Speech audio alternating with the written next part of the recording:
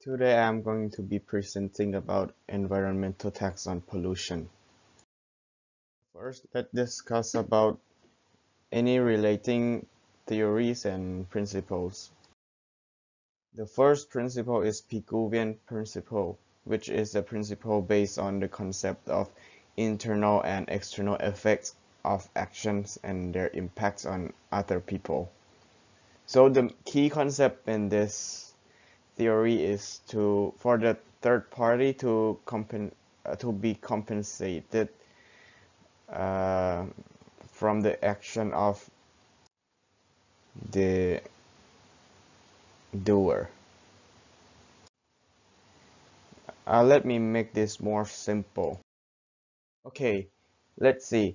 On the right hand side, we can see the smoker. Here, a smoker. And here is we call as a third person, an innocent third person to be more precise. Okay, so when this person smoke here, all the bad effect happening to him, lung cancer and more, is recorded as an internal effect. It's an effect occurred to the doer of the action. However, let's say if they are roommates and the smoke blew into the third person's lungs, this will cause him cancer as well as a third person smoking. So Pigouvian principle based on that such third person here, an innocent third person, shall be compensated by the action of this person. So how can we compensate his action? The simplest way is to pay him money as in compensation. So simple. Problem solved. Okay. And how does this principle impact environmental tax law? Well, in environmental tax law, the main concept is to have the polluter to be liable or to compensate for the environmental damage through economic means, which in this case I mean money. Okay, the next principle is the polluter pay principle. So it was influenced by the Pigouvian tax principle, so they are quite similar, but the polluter pay principle is mainly based around the concept of pollution to compensate the environmental damage from pollution, which must be compensated also by the doer of action. So the next one is sustainable development principle. So it was based on principle 8 of the Rio Declaration. So the easy concept is to on one hand use the resource, but on the another hand we must find ways to replace or conserve such resources for the needs of future generations. So here's basic of environmental tax law. So the first of it is what actually is pollution tax. So pollution tax is tax imposed based on the emission of pollution, and such as we recall to the polluter pay principle. So we have to compensate for the the pollution we caused. So the key feature of pollution tax is simple. So it is specifically subject the polluter to be liable for the damage he caused himself to the environment. Next question is why environmental tax is necessary in this case. So first we have to introduce us to the environmental approach in Thailand right now, we call it as command and control approach. So it's basically when government are declaring which goods or which substance are allowed or to be banned. So why is the command and control approach bad? So in in this context, I see that the command and control approach provide limitations, which is not necessary, and it does not compensate any environment. Even though the manufacturer use the permitted resources or substances, but if that substances cause pollution anyway, there is not a way out that such polluter will be the person to compensate such pollution. So why is environmental tax better? So as I recall, the command and control approach. So in this case, we recall that the government are picking winner. In this case, is just as I said, is when the government pick which product to allow or to be banned. So environmental tax will provide more freedom to the manufacturers, so they can choose whether any substances or kind of resources to be used, and it is also more beneficial for the government, since the government have no duty at all to keep track of which goods to be buy or to be banned, since there are new inventions out every day, so government will not have the duty to keep track on this. So just let the tax do the job for the pollution occurred. Moreover, this tax scheme will improve the system in economic ways too. So it will introduce the economic to more competitive in low emission alternative. So by this it means that when people are using more environmental friendly and use less polluting substances due to the environmental tax, more people will be competing, more company will be competing in the market of environmentally friendly goods. So this will open new opportunities for business operators. Okay, so here's another basic understanding of tax. I recall this as tax earmarking, so we can call it as hypothetication. So it basically means different thing for different people. So in this context, environmental tax is no different from tax earmarking, since the tax collect for compensation of environmental purpose should be only used for environmental purpose. So let me show you the clearer picture of this tax earmarking.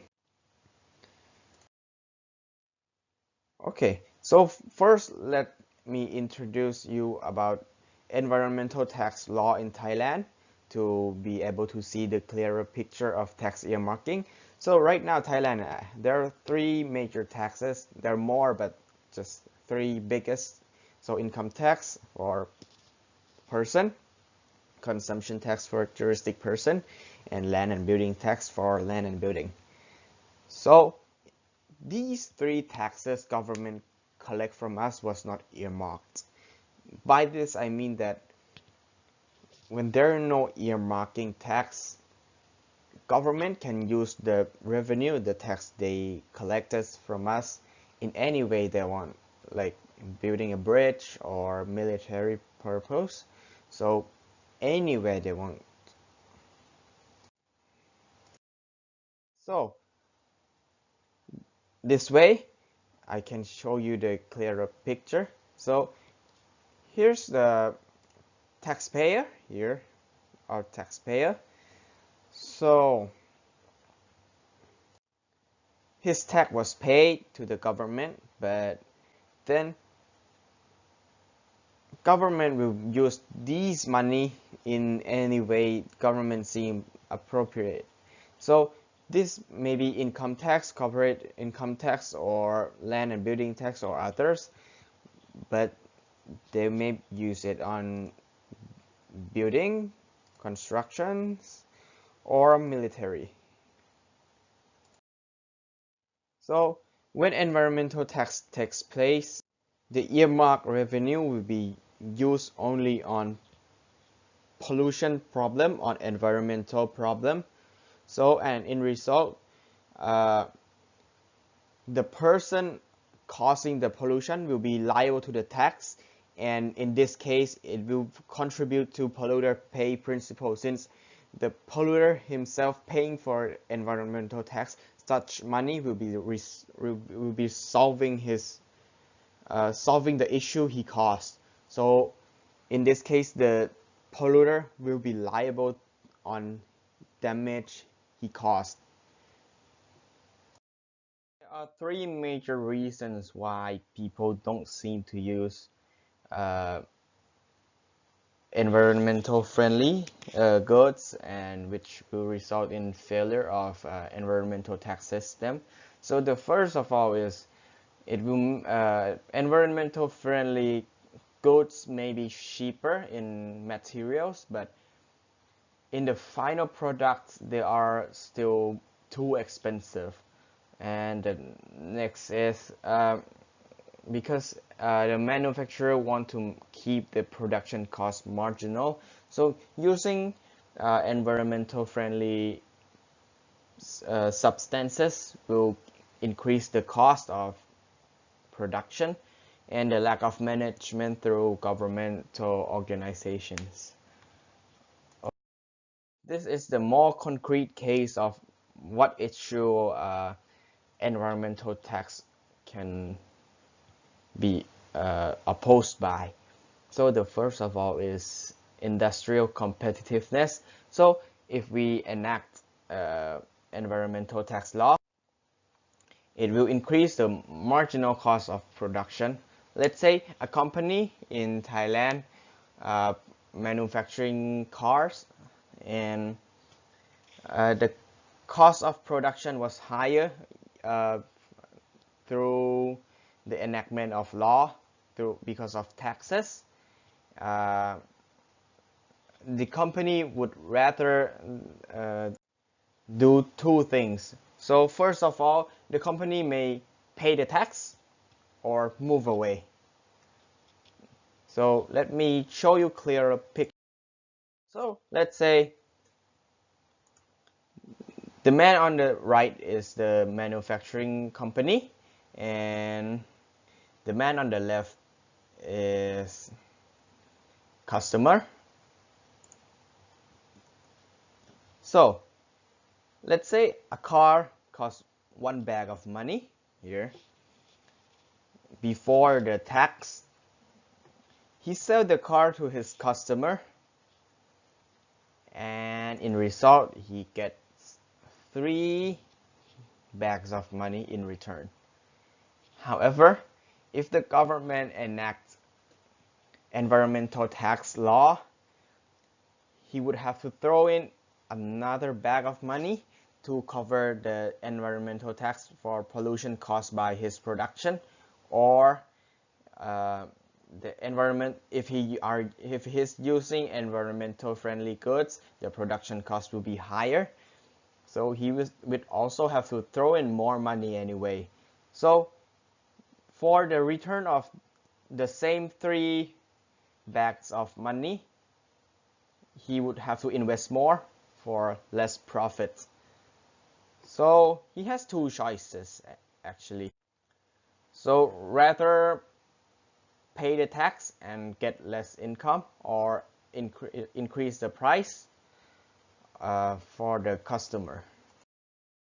So the next one is income distribution is one of the problems. So it is very simple here. So I will go through this quickly. So higher prices of goods for the same amount of goods, the people will be less likely to purchase such goods. So if government is increasing the cost of polluting goods through environmental tax, the cost of the goods will increase and the purchasing power of people will be lower.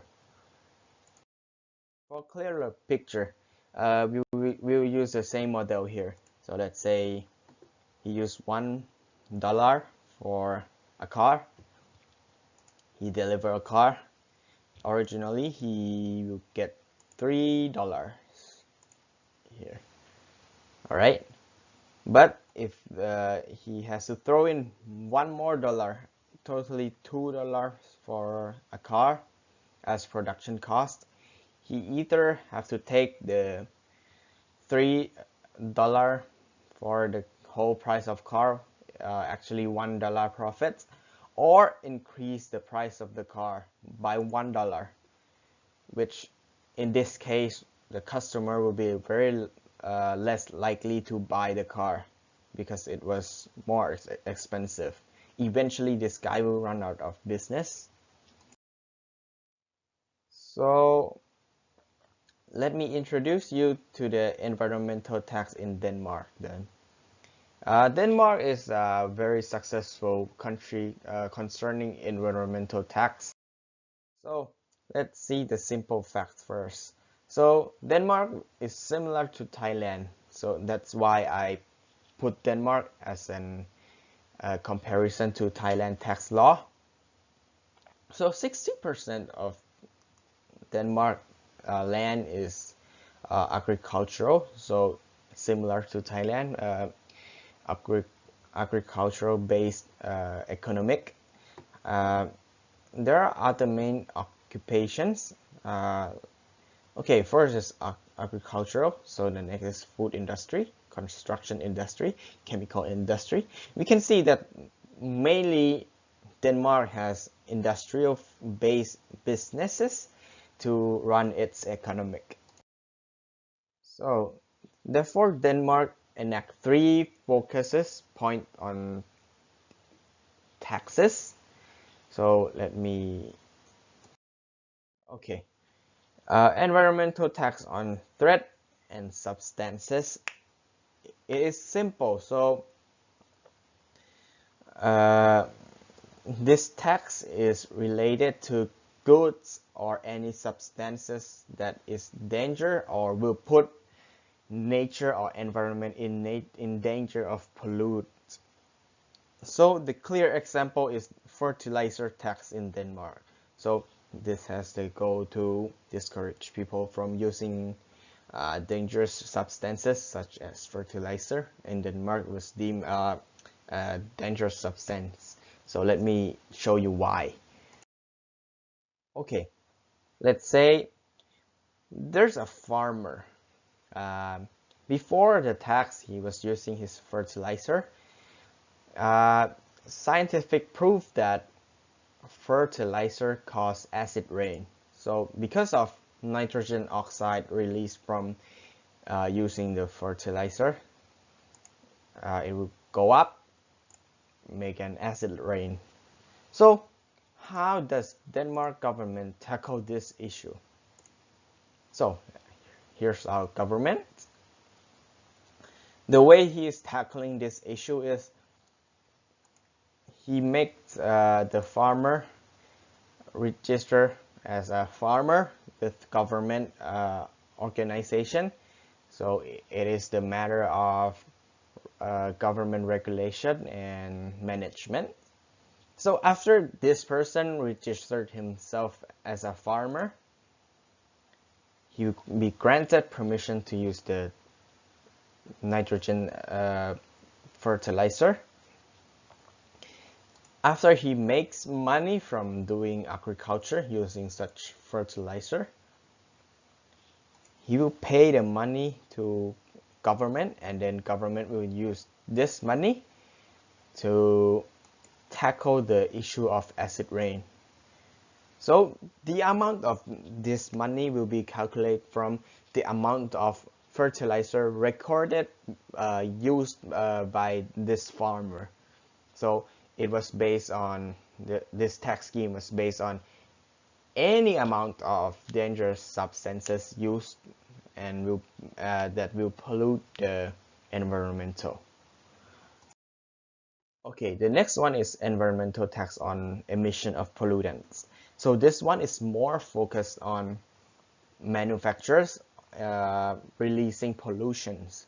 So the clear example in this is wastewater tax.